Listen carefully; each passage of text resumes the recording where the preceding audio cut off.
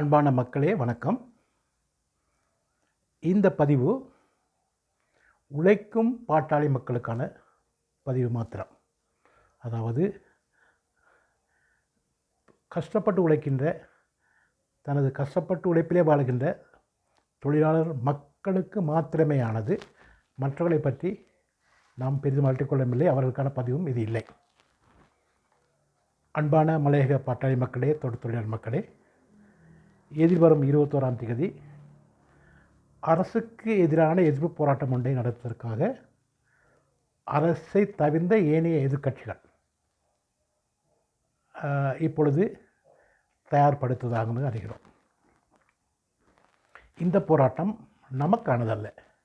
அவர்கள் செய்கின்ற போராட்டம் பாட்டாளி மக்களுக்கு, உழைக்கின்ற மக்களுக்கு எதிரான, சுரண்டி வாழுகின்ற முதலாளி மக்களது தலைவர்கள், முதலாளி மக்களுக்கான ஒரு போராட்டமாகத்தான் இருக்கிறது. ஆகவே உழைக்கும் வர்க்கத்தை சேர்ந்த பாட்டாளி மக்கள் இதில் எமக்கு துரோகமான செயற்பாடாக கருதி அதிலே நாங்கள் கலந்து கொள்ளக்கூடாது. பொதுவாக தோட்ட தமிழ் மக்கள் பாட்டாளி மக்களுக்காக என்று சொன்னால் 1948ஆம் ஆண்டு முதல் இந்த நாட்டுக்கு சுதந்திரம் கிடைத்து கிட்டத்தட்ட 26 வருடங்கள் நாங்கள் இவர்களை நம்பி ஏமாந்திருக்கிறோம். 2024 தான் புதிய பாட்டாளி மக்களோடு இணைந்த ஒரு ஜனாதிபதி வந்திருக்கிறார். இந்த 76 வருட ஆட்சியிலே இவர்கள் தோட்டத் தொழிலாளர்களது சம்பள பிரச்சனைக்கு என்ன செய்தார்கள்? வீட்டு பிரச்சனைக்கு என்ன செய்தார்கள்? கல்வி, சுகாதாரம், வேலைவாய்ப்பு போன்ற பிரச்சனைகளுக்கு நமக்கு என்ன செய்தார்கள்? நாங்கள் மலையகத்தை சார்ந்த மலையக தமிழர்களை நாங்கள் பிரதிநிதிப்படுத்தி அனுப்பினோம். இவர்கள் அத்தனை பேரும் அங்கே பாராளுமன்றத்தில் சென்று தனது சொத்துக்களை குவித்து கொண்டார்கள். தன்னை சார்ந்த முதலாளிகளிடத்திலே பணம் வாங்கி கொண்டு அவர்களுக்கான வெளிநாட்டு வர்த்தக தொடர்பு, வெளிநாட்டு போதை வஸ்து, வெளிநாட்டு ஏற்றுமதி இறக்குமதி செய்தார்களே அன்றி தொழிலாளர்களுக்கு என்ன செய்திருக்கிறார்கள் என்பதை நாங்கள் சிந்தித்து பார்க்க வேண்டும். மலையகம் முழுக்க சாராயத்தவர்களை வருடாவரிடம் திறக்கிறார்கள். இந்த சாராயத்தவர்கள் எத்தனை தொழிலாளர்களுக்கு போய் சேர்ந்திருக்கிறது?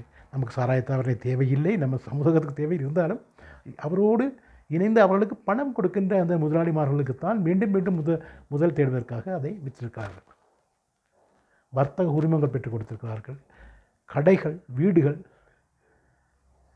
போன்ற பலவிதமான யாவற்றையும் செய்தது அவர்களது முதலாளி வர்க்கத்தைக்கு தான்.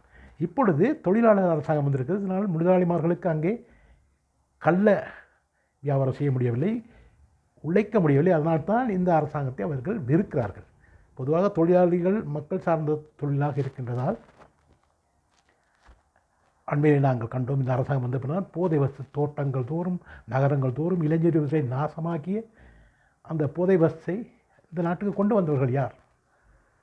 கடந்த 26 வருடம் ஆட்சி செய்தவர்கள். அதாவது பெட்டி பெட்டியாக வண்டிகள் மூலமாக நூரலியா பகுதியிலும் நாங்கள் கண்டோம், கேகாலை பகுதியிலும் கண்டோம்,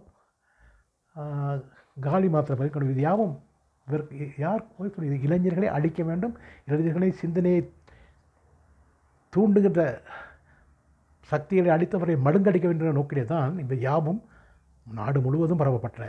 எத்தனையோ குடும்பங்கள் நாசமாக்கப்பட்டன. கணவனை இழந்தவர்கள், மனைவியை இழந்தவர்கள், பெற்றோரை இழந்தவர்கள், குழந்தைகள் அத்தனை பேரும் நாசமாக்கப்பட்டிருக்கிறார்கள். வீதி எங்கும் பரவலாக. இப்பொழுது அவர்கள் அதை தடை செய்கிறார்கள். தலைவது இவர்களுக்கு அது பணம் சம்பாதிக்க முடியாத காரணமாக இருக்கிறதால் அதை வெறுக்கிறார்கள். இது நடக்கின்றது.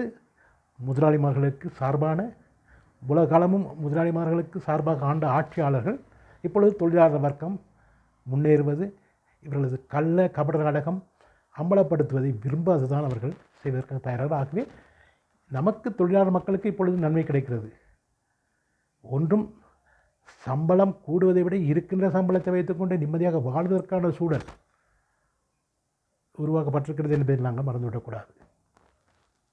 மக்களே, மிகவும் சிந்தித்து செயற்படுங்கள். நமது குழந்தைகளுக்கு நாங்கள் கல்வியை மாத்திரம் இப்பொழுது என்ன செய்கிறார்கள்? முதலாளி ஆட்சியாளர்கள் சில வர்த்தகர்களை பிடித்து அவரிடம் பணம் இருக்கிறது, அந்த பணத்தை கொண்டு நம்ம தொழிலாளிகளுக்கு என்ன செய்கிறார்கள்? சாராயத்தை கொடுத்து, கோழி இறைச்சியோடு சோற்று பார்சலை கொடுத்து அவர்களை அந்த ஒரு 5 நிமிட இன்பத்துக்காக நம்மை அடிமையாக்குகிறார்கள். இவ்வளவு காலம் நமது ஓட்டுரிமைகள் நாசமாகப்பட்டிருக்கின்றன. நமக்கு பிரயோசனம் அல்லாத வகையிலே செயல்பட்டவர்கள் இவை யாவையும் பணத்துக்காக நாங்கள் விற்றிருக்கிறோம். இனி இது நமக்கு கிடைத்திருக்கின்ற ஒரு வாய்ப்பு. தொழிலாளர் ஆட்சி வந்திருக்கிறது. தொழிலாளர் ஆட்சியில் தொழிலாளர் மக்களுக்கு நிச்சயமாக ஒரு விடி வரும். இப்பொழுது கிட்டத்தட்ட ஒரு வருடமே அவர்கள் 76 வருடம் நாசமாக்கியதை ஒரு வருடத்திலே எல்லாவற்றையும் பூர்த்தியாக்க முடியாத அவர்கள் செய்திருக்கிறார்கள். ஆகவே மக்களே மிகவும் சிந்தித்து செயற்படுங்கள். நமக்கு வசதி வாய்ப்பு இருக்கின்றது. நம் இனத்தவர் என்பதல்ல, நம் தொழிலாளர் இனம் என்பதை நினைத்து இப்போது இருக்கின்ற ஜனாதிபதிக்கு நாங்கள் கை கொடுத்து தோள் கொடுப்போம் என்று கேட்டு, நமது பாட்டாளி மக்கள் உயிருக்காக வாழ்வோம் என்று கேட்டு விடைபெறுகிறேன்.